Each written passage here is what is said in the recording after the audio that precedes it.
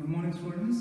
In the last class, we discussed about the criteria for comparing two countries for development. The first one was average income. We discussed the drawback of average income also. Now we will discuss some other criteria apart from income, which are also used, which are given equal importance as the average income to compare the development of two or more countries.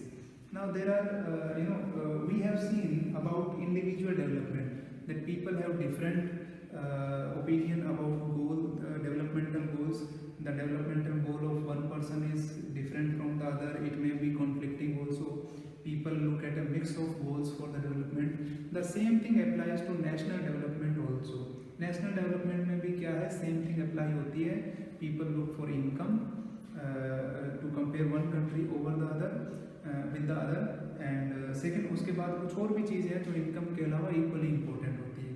So we will take this data to come at some conclusions about the comparison for the development apart from the income.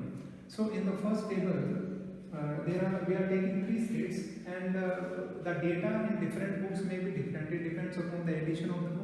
अलग अलग book में अलग अलग तरह का data हो सकता है, तो इट डजेंट मैटर. स्टेट थोड़ा अलग हो सकते हैं, डेटा अलग हो सकता है, लेकिन कंक्लूजन जो आएगा वो सेम ही आएगा. ठीक है. लास्ट क्लास में जो हमने डिस्कस किया है, उसके बाद जो है आज हम ये डिस्कस करने जा रहे हैं, आगे भी आएगा. तो डेटा चेंज हो सकता है, क्योंकि जैसे जैसे नया एडिशन आता है बुक का तो डेटा अपडेट होता है. बट कंक्लूजन जो है, हमें मेन जो है कंक्लूजन पे ध्यान देना है. डेटा हमें याद नहीं करना है, हमें कंक्लूजन पे ध्यान देना है.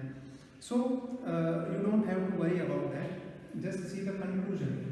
सो in the first table I have taken three states and then per capita income, state and then per capita income, और ये 2013-14 का डेटा है.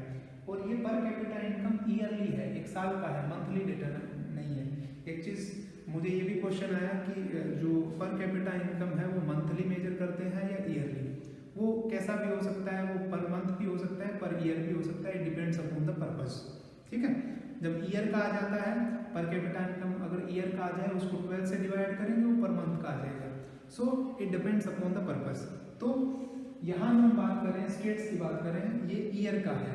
ठीक है. ये पर ईयर का एक ईयर का पर कैपिटा इनकम है इस स्टेट का. महाराष्ट्र में 1,17,091, केरला में 1,03,820 एंड बिहार में 31,199. It means in Maharashtra on an average a person earns ₹1,17,000 in a year. एक साल में एक आदमी ऑन एन एवरेज जो है इतने पैसे अर्न करता है. वहीं उससे कम केरला में है और बिहार में only 31,199. It is almost one third, the one third in the per capita income of Maharashtra and Kerala.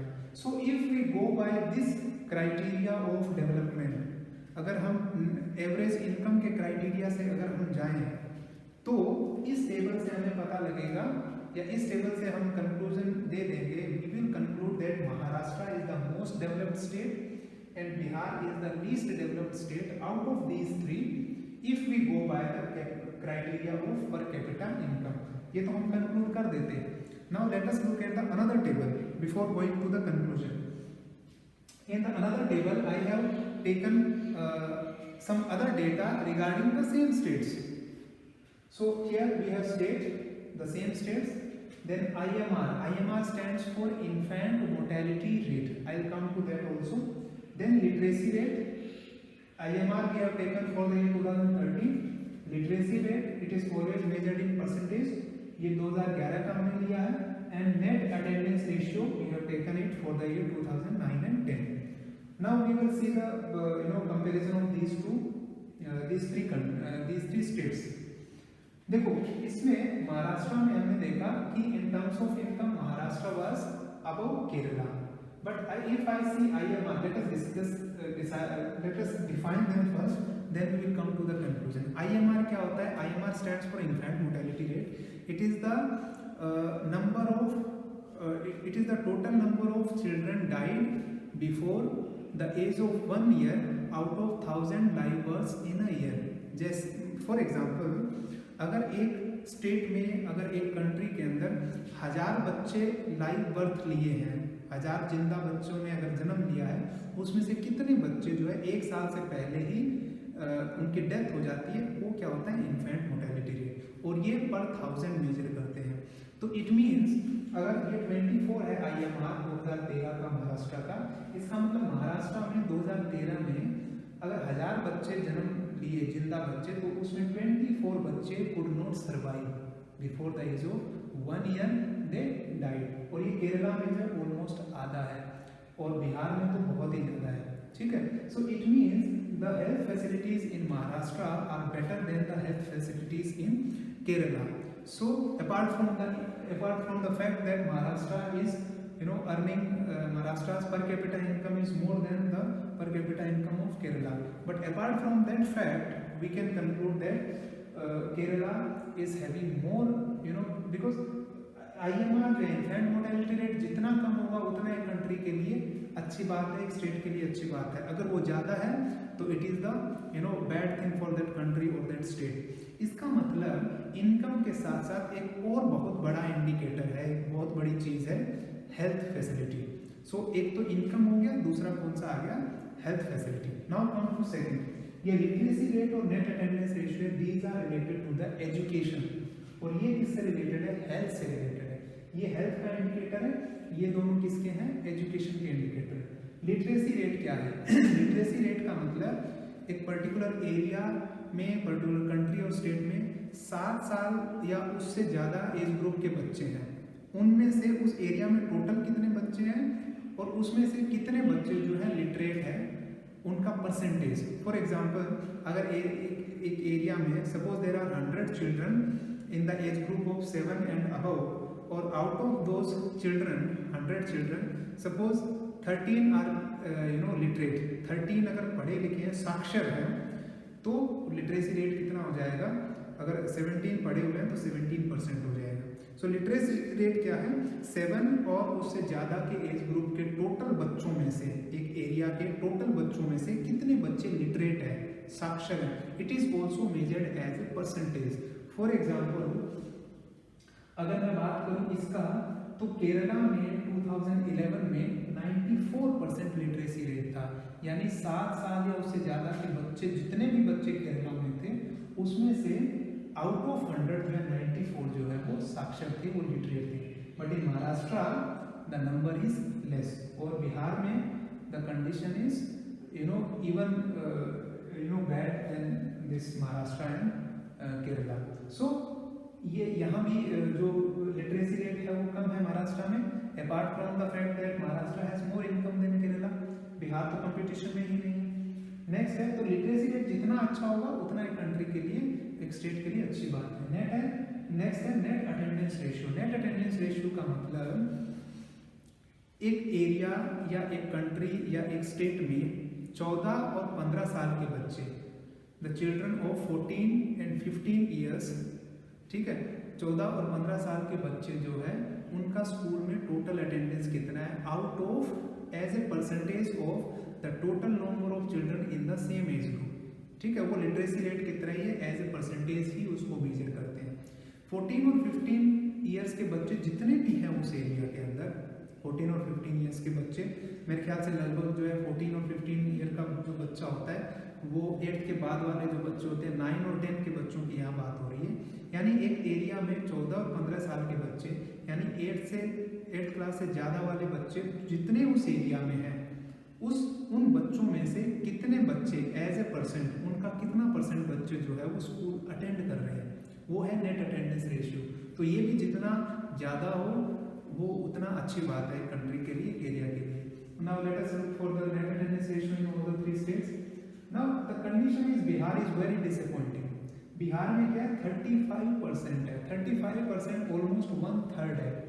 यानी if you are studying in a particular in a school in Bihar, अगर एक बिहार के स्कूल में पढ़ रहे होते तो आपकी क्लास में अगर 100 बच्चे थे 8 तक, if there were 100 classmates of yours in till class 8th, अगर 100 बच्चे थे आपके क्लासमेट आपकी क्लास में 8th क्लास तक, तो उनमें से जो 65 बच्चे हैं वो जो है अभी गायब है, मतलब वो स्कूल में नहीं मिलेंगे। This is the net attendance ratio.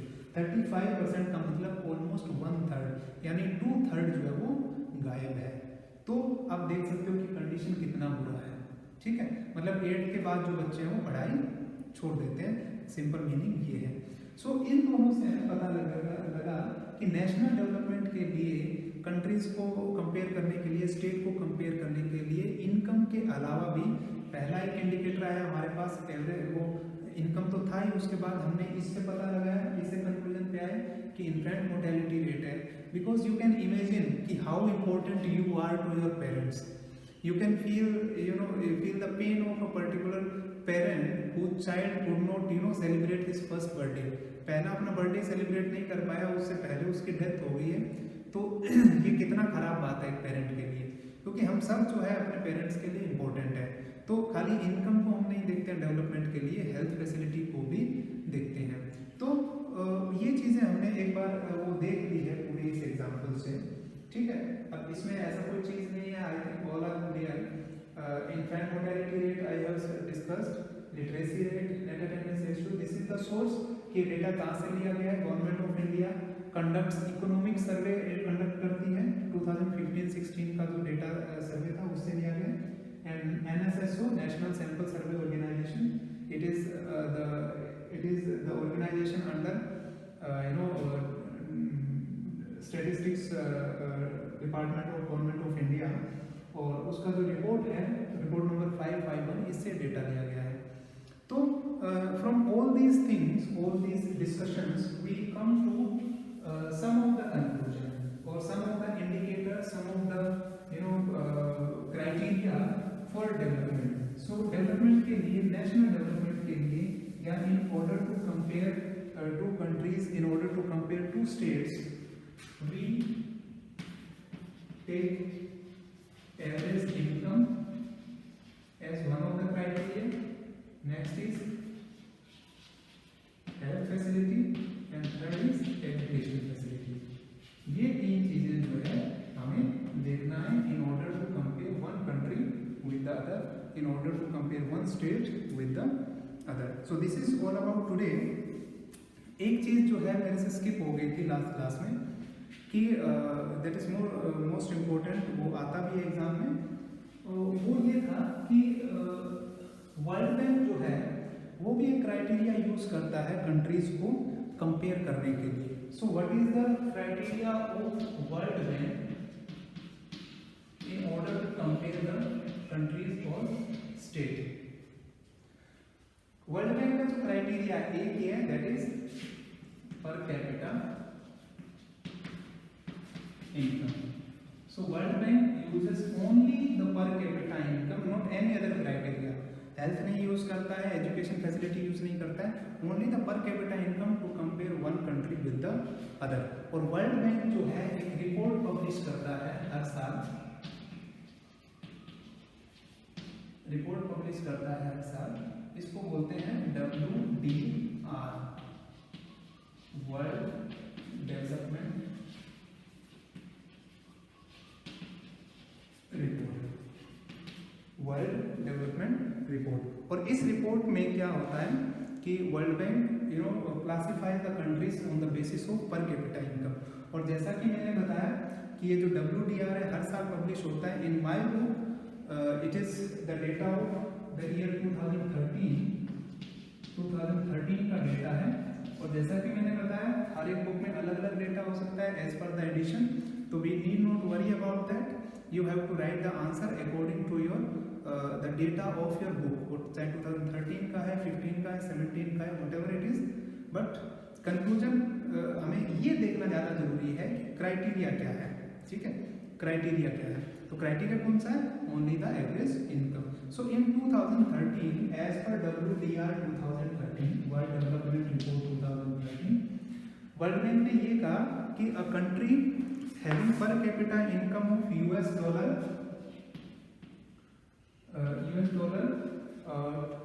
12,736 per year, ये किस में आ जाएगा? ये आ जाएगा rich countries,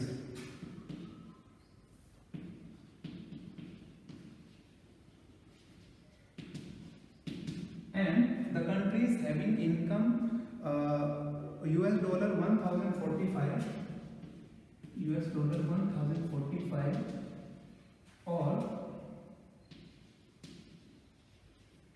or below, these are known as low income countries.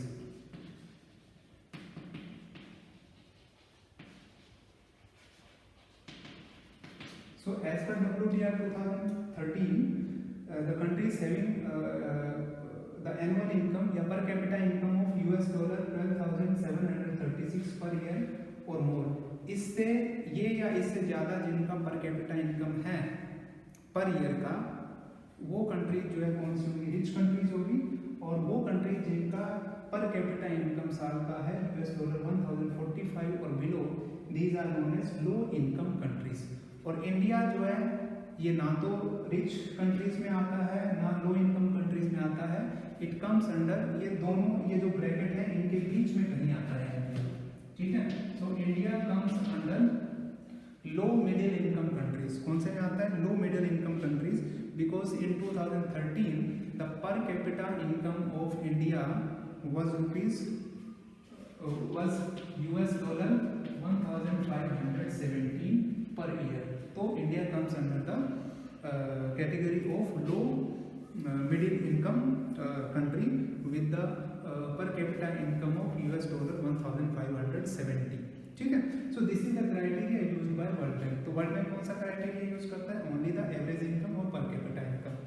ये एक रिपोर्ट पब्लिश करता है जिसका नाम है वर्ल्ड डेवलपमेंट रिपोर्ट WDR, हर साल पब्लिश होती है, ठीक है। तो उसमें ये क्या करता है, कंट्रीज को एवरेज इनकम के बेसिस पे क्लासिफाई करता है। In the World Development Report 2013 वो कंट्री जिनका जो per capita income per year का US डॉलर 12,736 या इससे ज़्यादा है, they are known as rich countries.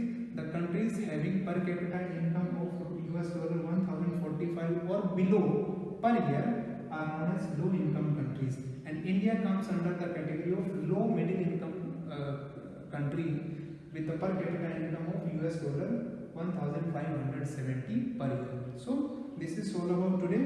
In the next class we will discuss about the public facilities। तो आज की क्लास में हमने डिस्कस कर लिया है कि नेशनल डेवलपमेंट के लिए इनकम के अलावा नेशनल डेवलपमेंट के लिए, या हम कह सकते हैं कि कंट्रीज को कंपेयर करने के लिए एवरेज इनकम के अलावा हेल्थ और एजुकेशन का फैसिलिटी भी जरूरी है। वो इंडिकेटर भी हमें ध्यान में रखने होंगे। ऐसा नहीं है कि जो कंट्री जो है जिसका एवरेज इनकम ज़्यादा है वो ज़्यादा डेवलप्ड कंट्री है, because apart from income there are certain things which are equally important like health and education. We have seen this with the example of the 3 states, और हमने देख लिया है उसमें कुछ टर्म्स आई थी जो हमें ध्यान रखनी है। infant mortality rate, net attendance ratio, literacy rate। What is infant mortality rate?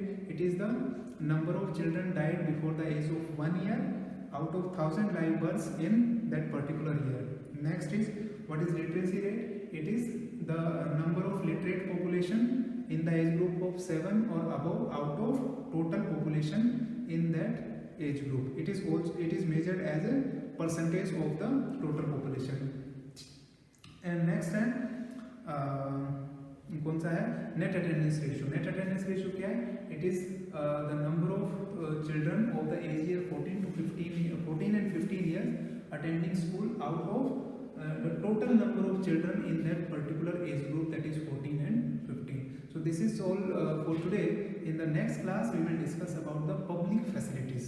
Thank you।